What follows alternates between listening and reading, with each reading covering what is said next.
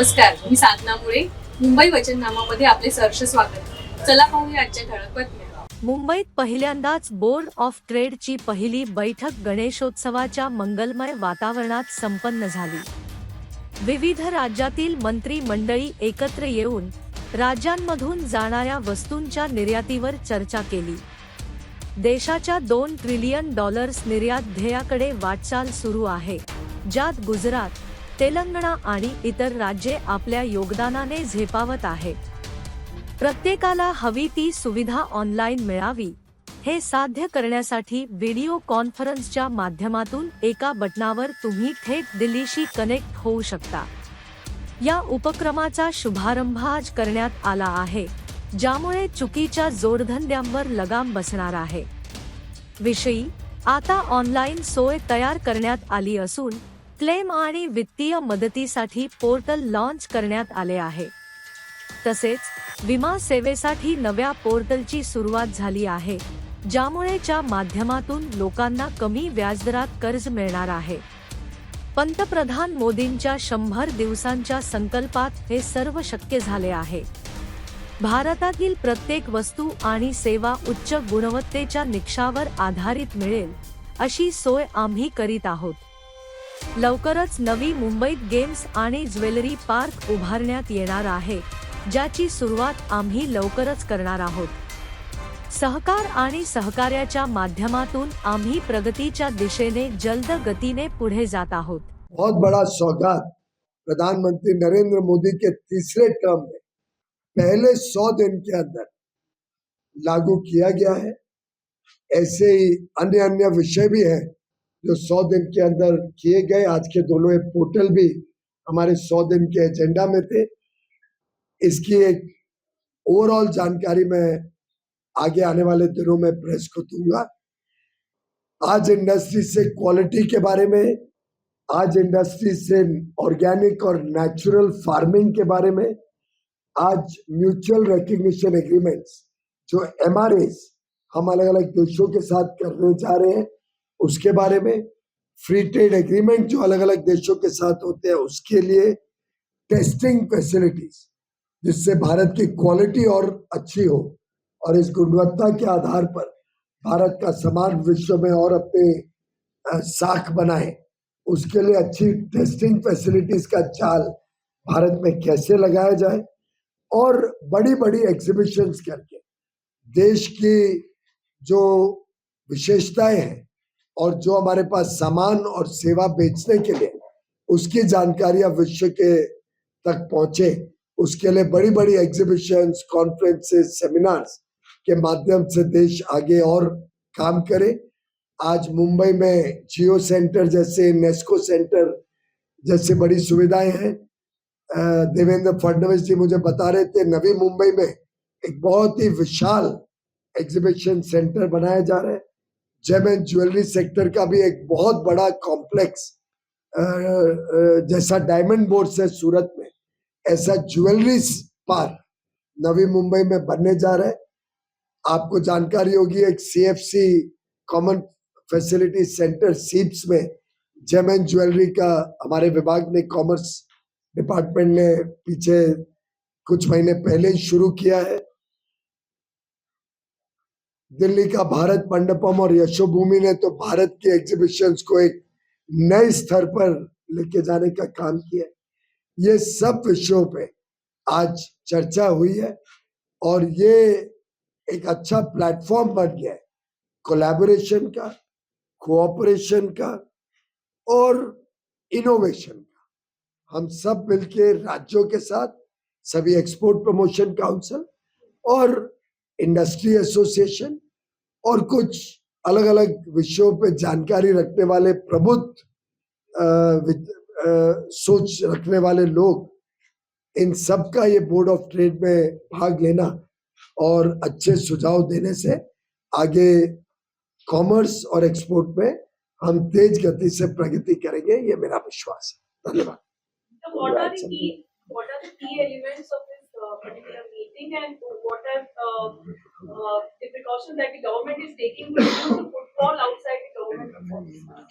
Sorry, what is the key?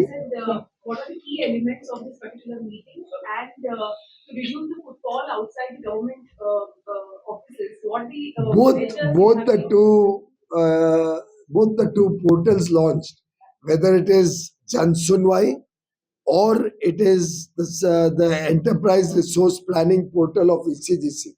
Both are with the direction of ensuring that nobody ever is required to come to the commerce department's various wings.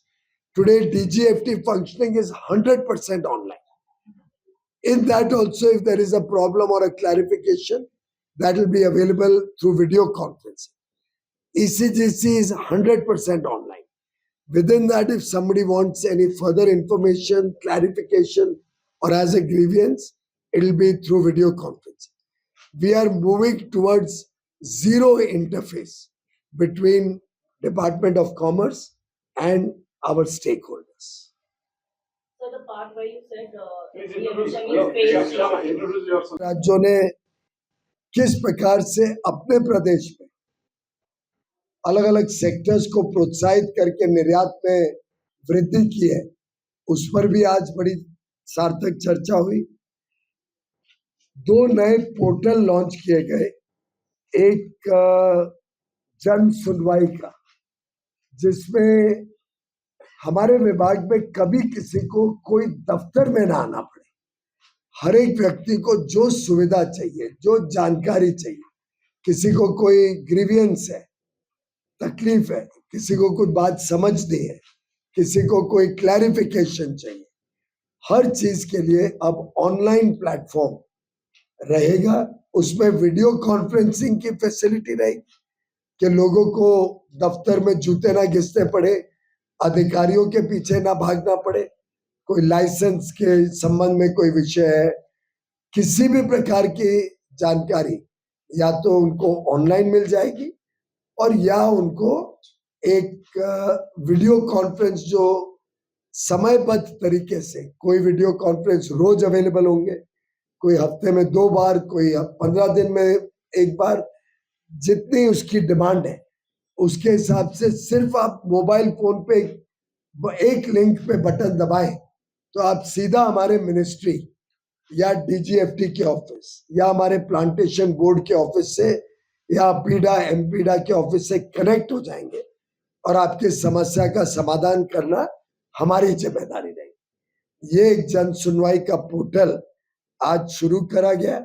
इससे व्यक्तिगत तौर पे लोगों को हमारे दफ्तर में आना लगभग ना के बराबर हो जाए और सुविधा भी होगी, पारदर्शिता भी आएगी और किसी प्रकार की गलत चीजों से भी लोगों को परेशानी होने की संभावना समाप्त की जाए।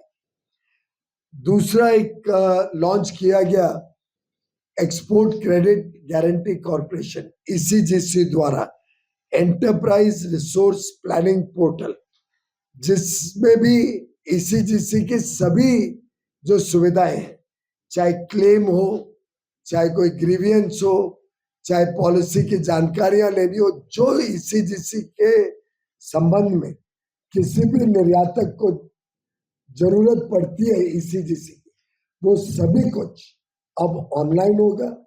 उनकी भी एक वीडियो कॉन्फ्रेंसिंग की फैसिलिटी अवेलेबल होगी, शायद रोज ही होगी उनकी, चाहे फॉर्म भरना है, पॉलिसी एप्लीकेशन करना है, क्लेम करना है, किसी को क्रेडिट का सपोर्ट चाहिए, बैंक से लोन मिलने में दिक्कत आ रही है, उसमें भी ईसीजीसी अब मदद करने के लिए तत्पर रहेगा।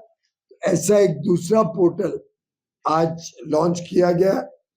एक खुशखबरी ये है कि जो हमारे एमएसएमई सूक्ष्म लघु और मध्यम उद्योग के निर्यातक है, जिनकी क्रेडिट लिमिट 80 करोड़ रुपए तक है, अब उनको कभी कोई नुकसान हो जाए, उन्होंने निर्यात किया, पैसा नहीं आया, ऐसे किसी प्रकार का कोई नुकसान हो जाए तो ईसीजीसी उनको 90% तक इंश्योरेंस के रूप में कवर देने के लिए तैयार हो गया है। जुलाई से उन्होंने शुरू की है सुविधा, 90% कवर और 80 करोड़ रुपए की लिमिट तक। यानी व्यक्ति अगर 400-500 करोड़ का भी निर्यात करता हो तो उसका 90% तक का गारंटी है कि ईसीजीसी वो कवर करेगी। उससे बैंक का लोन मिलना भी सरल हो जाता है, AA रेटिंग हो जाती है बैंक लोन पे, और ब्याज के दर भी बड़ी मात्रा में उससे उनको। The part where you said the MSME if they face losses, can you have that in English?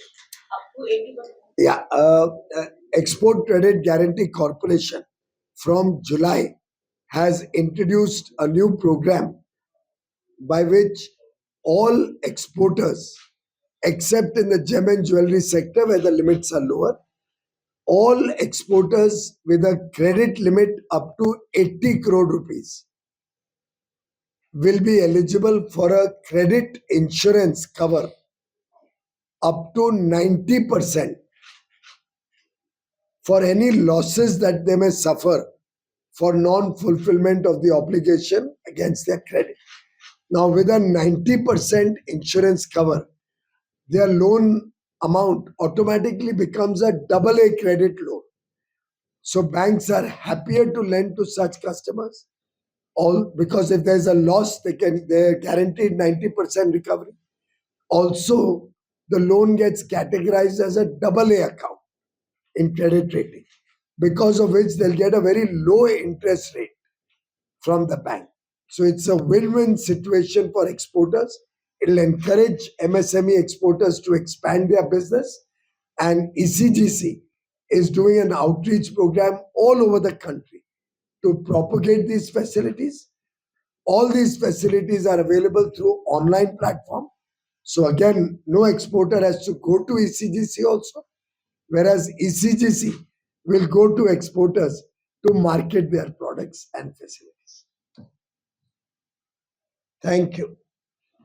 आज बोर्ड ऑफ ट्रेड की तीसरी महत्वपूर्ण बैठक, और मुंबई के परिप्रेक्ष्य में देखें तो मुंबई में पहली बार बोर्ड ऑफ ट्रेड की बैठक हुई है।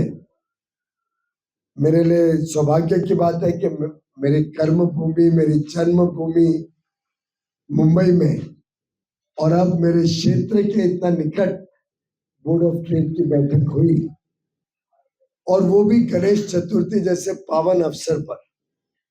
मुझे पूरा विश्वास है कि गणेश जी का भी आशीर्वाद हमारे अंतरराष्ट्रीय व्यापार पर बना रहेगा। सभी विघ्न दूर होंगे, और सभी आयात और निर्यात करने वाले इंटरनेशनल ट्रेड से जुड़े हुए लोगों के जीवन में सुख और समृद्धि आएगी। बहुत ही अच्छी सार्थक चर्चा हुई, सभी को मौका मिला अपनी अपनी बात रखने का। कई प्रमुख प्रदेशों के मंत्री भी आए थे, बहुत सारी प्रेजेंटेशंस हुई अलग अलग विषयों पे, जिससे एक दूसरे से सीखने को भी मिले सबको। एक्सपोर्ट प्रमोशन काउंसिल्स ने अपनी बात बहुत अच्छी तरीके से रखी। एक प्रकार से हर सेक्टर के लिए अलग अलग जो वस्तु यहाँ बनते हैं, अलग अलग जो सेवाएं भारत से विदेश में जाती है, इस पे बहुत सारे विषयों को लेके आगे का कैसे मार्ग को प्रशस्त करें, जिससे 2030 तक भारत $2 ट्रिलियन की इकोनॉमी बना सके, $2 ट्रिलियन की एक्सपोर्ट भारत की इकोनॉमी को दे सके।